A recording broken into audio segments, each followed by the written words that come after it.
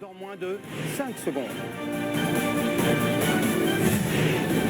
Il est 20h et vous le voyez, Emmanuel Macron est réélu avec 58% des voix. Premier président sortant de la Ve République à être réélu hors période de cohabitation. Aucune entreprise, quelle que soit sa taille, ne sera livrée au risque de faillite. 9 972, c'est le nombre d'entreprises qui ont fait faillite au premier trimestre 2022, une hausse de 34,6% par rapport à 2021.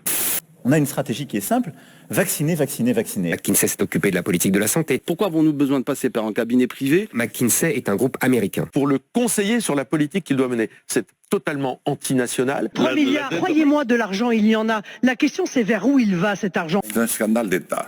Ce qui pour moi est un scandale d'État. C'est faux. Il y a des règles de marché public. Je dis à l'agent que je rends visite à un proche qui se sent très mal, il peut me verbaliser. Alors il peut vous verbaliser, effectivement, il peut dresser un procès verbal. Sortir sans attestation ou mal la remplir, ça peut coûter 135 €. Et sur les 2 millions de procès-verbaux établis depuis le premier confinement, le ministère de l'Intérieur a recensé 164 000 contestations. Parce que c'est une spécificité française, finalement, de demander à des citoyens de remplir une attestation pour sortir de chez eux.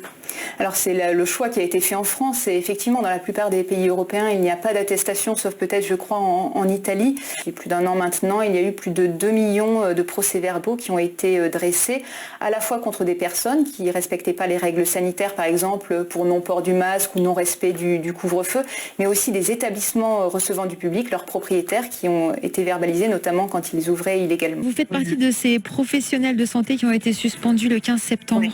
Tout ce que vous saurez de cette femme, c'est que depuis 20 ans, elle est infirmière au centre hospitalier de Pau et que ce matin, elle a été suspendue de ses fonctions parce qu'elle refuse de se faire vacciner.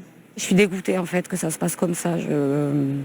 Ça fait des mois qu'on a la pression, ça fait des mois qu'on nous dit qu'on est des criminels presque. L'hôpital il est en train de couler et personne ne fait rien et on nous laisse. Et là maintenant, on nous suspend sans salaire. Parce qu'on refuse de répondre à l'obligation vaccinale en fait.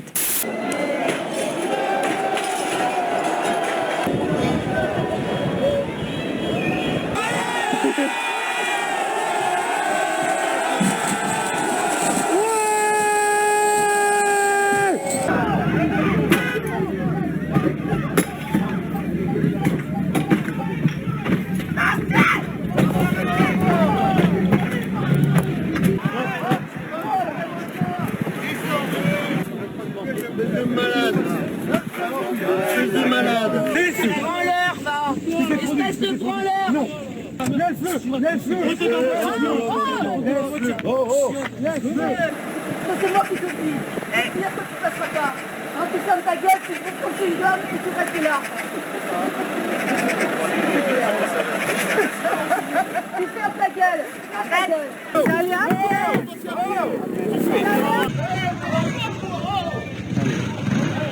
Là, c'est la baston.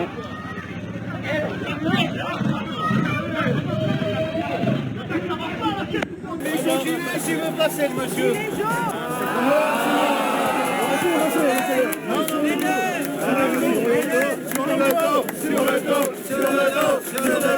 L'affaire Alexandre Benalla éclate avec ces images place de la Contrescarpe. Le 1er mai 2018, il est observateur parmi les forces de l'ordre et pourtant, il interpelle cette femme de manière musclée. Quelques secondes plus tard, il la relâche. Il accourt vers un manifestant ayant jeté une bouteille. Alors qu'il est déjà maîtrisé par les CRS et un gendarme en civil, Alexandre Benalla le saisit, le frappe à plusieurs reprises à la tête. Choqués, des témoins filment la scène. Regardez bien sa tête. Regardez bien sa tête, elle a tabassé par terre. À l'époque, ces manifestants molestés n'imaginent pas que l'homme fait partie du cercle présidentiel. Il est reconnu sur d'autres vidéos du 1er mai, ici avec un brassard police et une radio, ou interpellant d'autres manifestants au Jardin des Plantes. Je ne suis pas un voyou ou je ne sais pas comment on a pu me qualifier encore de petite frappe. Non, c'est pas tout à fait le cas. Je vais vous montrer une caricature. Si certains ne veulent pas la voir, ils peuvent sortir de la classe jusqu'à ce moment fatidique de 17h où l'enseignant est assassiné par cet homme.